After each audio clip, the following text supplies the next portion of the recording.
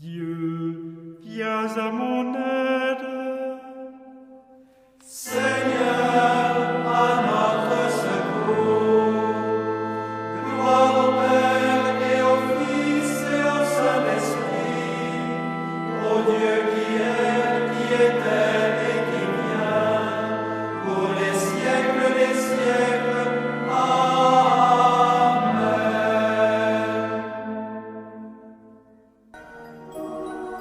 L'ange du Seigneur apporta l'annonce à Marie.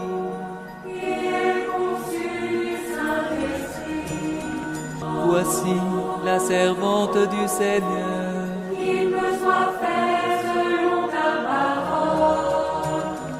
Et le Verbe s'est fait chair. Et il a habité parmi nous. Je vous salue, Marie, comblée de grâce. Le Seigneur est avec vous. Vous êtes bénie entre toutes les femmes. Et Jésus, votre enfant, est béni.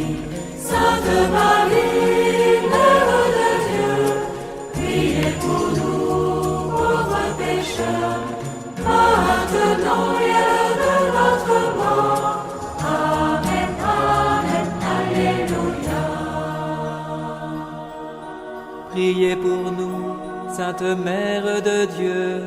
Afin que nous soyons rendus dignes des promesses du Christ. Prions. Que ta grâce, Seigneur notre Père, se répande en nos cœurs. Par le message de l'ange, tu nous as fait connaître l'incarnation de ton Fils bien-aimé. Conduis-nous par sa passion et par sa croix, jusqu'à la gloire de la résurrection. Par Jésus, le Christ, notre Seigneur.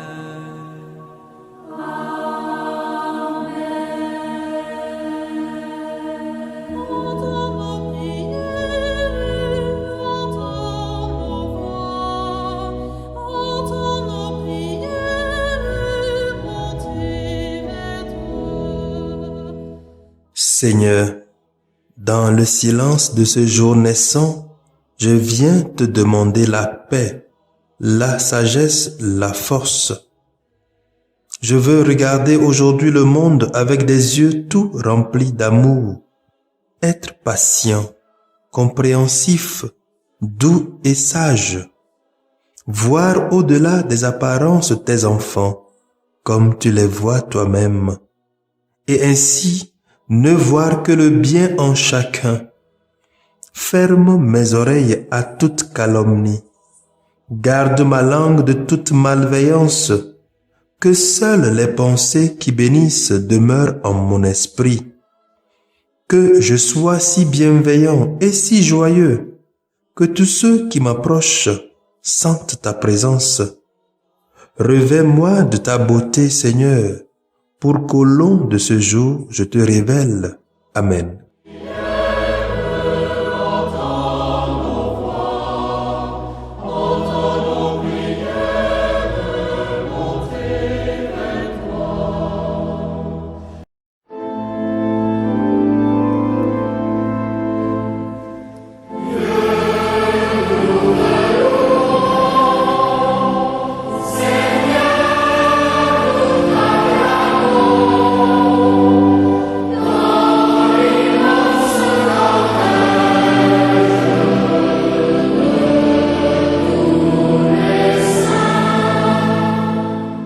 Mercredi de la 32e semaine du temps ordinaire de l'année B. Nous fêtons Saint Léon le Grand, pape et docteur de l'Église. Écoutons les textes liturgiques lus par Nadia Avognon, sœur de Notre-Dame des Apôtres, et du diacre Guillaume Doucevi de la Société des Missions Africaines, commentés par le Père Pierre-Paul Dossecli de la Société des Missions Africaines. Par les apôtres qui portèrent ta parole de vérité. Par les martyrs pleins de force, dont la foi n'a pas chancelé. Lecture du livre de la sagesse, chapitre 6, versets 1 à 11. Écoutez, ô roi, et comprenez, instruisez-vous, juges de toute la terre. Soyez attentifs, vous qui dominez les foules, qui vous vantez de la multitude de vos peuples. Car la domination vous a été donnée par le Seigneur, et le pouvoir par le Très-Haut, lui qui examinera votre conduite et scrutera vos intentions. En effet, vous êtes les ministres de sa royauté. Si donc vous n'avez pas rendu la justice avec droiture, ni observé la loi, ni vécu selon les intentions de Dieu, il fondra sur vous, terrifiant et rapide, car un jugement implacable s'exerce sur les grands.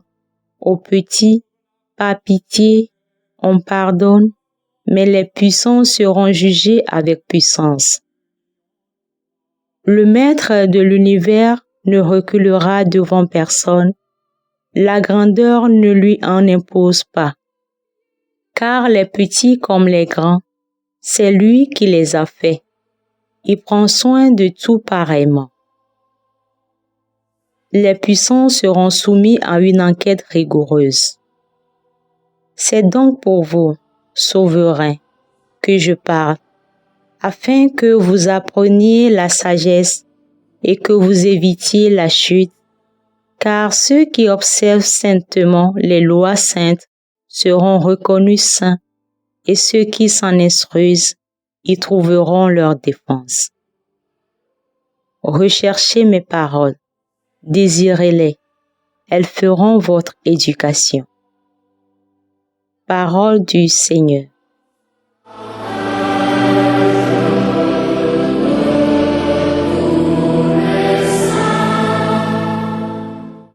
Lève-toi, Dieu, juge la terre. Rendez justice aux faibles, à l'orphelin, faites droit à l'indigent, au malheureux. Libérez le faible et le pauvre, arrachez-le aux mains des impies. Lève-toi, Dieu, juge la terre. Je l'ai dit, vous êtes des dieux, des fils du Très-Haut, vous tous.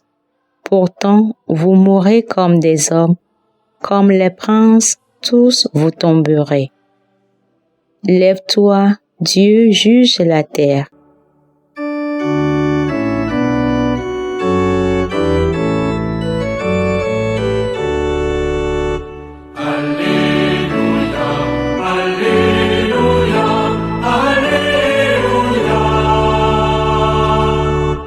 Rendez grâce en toutes circonstances.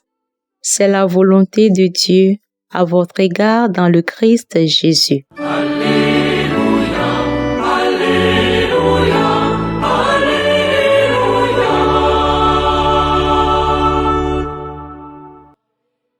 Le Seigneur soit avec vous et avec votre esprit. Évangile de Jésus-Christ selon saint Luc. Gloire à toi, Seigneur. Luc chapitre 17, les versets 11 à 19. En ce temps-là, Jésus, marchant vers Jérusalem, traversait la région située entre la Samarie et la Galilée. Comme il entrait dans un village, 10 lépreux vinrent à sa rencontre. Ils s'arrêtèrent à distance et lui crièrent: « Jésus, Maître, prends pitié de nous. » À cette vue, Jésus leur dit: « Allez vous montrer aux prêtres. » En cours de route, ils furent purifiés.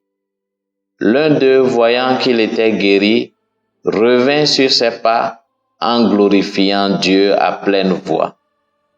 Il se jeta face contre terre aux pieds de Jésus en lui rendant grâce. Or, c'était un Samaritain. Alors Jésus prit la parole en disant: « Tous les 10 n'ont-ils pas été purifiés? Les 9 autres, où sont-ils? Il ne s'est trouvé parmi eux que cet étranger pour revenir sur ses pas et rendre gloire à Dieu. Jésus lui dit, « Relève-toi et va, ta foi t'a sauvé. » Acclamons la parole de Dieu. Louange à toi, Seigneur Jésus.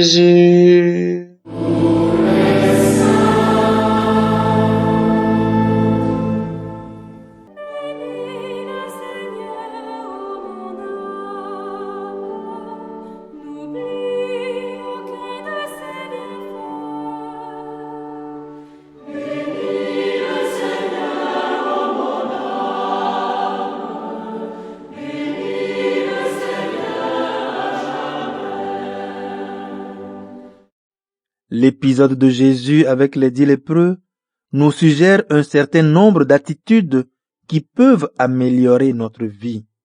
Déjà, apprendre à reconnaître notre lèpre et notre besoin d'être guéri. De la lèpre du péché, de nos esprits confus, déchirés entre nos besoins légitimes et les tentations de la vie. Reconnaître aussi la présence du Seigneur qui passe dans nos vies. Et ensuite, avoir foi en Dieu, en Jésus le Christ et s'ouvrir à son amour, croire qu'il est capable de nous guérir. Les 10 lépreux partent confiants en sa parole. C'est sur le chemin qu'ils sont guéris. Si l'on est fermé sur soi, si l'on reste incrédule, aucune guérison ne peut avoir lieu. Et au milieu de tout cela, réfléchir sur notre capacité à dire merci, à rendre grâce, savoir retourner au Seigneur pour le remercier de ce que nous avons vécu, en trouvant dans l'action de grâce la dimension qui nous ouvre au salut. Oui, remercier nous sauve. En effet, dire merci est une dimension fondamentale de notre foi. Le mot Eucharistie signifie rendre grâce. Oui, dire merci pour ce que le Seigneur nous a fait vivre. De la vie en général, des personnes qu'il a placées à côté de nous, de la présence du Seigneur qui nous aime, nous guide, nous soutient, nous guérit, nous pardonne. Oui, chaque liturgie eucharistique, c'est-à-dire la messe, doit donc être avant tout un remerciement à Dieu pour ce que nous avons vécu auparavant. Et le fait de nous laisser guider et nourrir pour reprendre la vie quotidienne avec une vigueur renouvelée, avec une énergie nouvelle.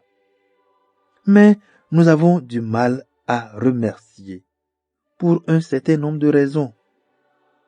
Nous vivons dans une culture du tout m'est dû et aussi du mythe du je me suis fait moi-même. Et l'on s'agace de devoir dépendre des autres, de devoir remercier les autres pour ce que je suis et ce que j'ai. Dieu, lui, est inévitablement fidèle à lui-même et donc à son amour pour nous. Lui-même, Dieu, il nous précède, il est devant nous à nous attendre, il est toujours prêt à nous accueillir si nous venons à lui.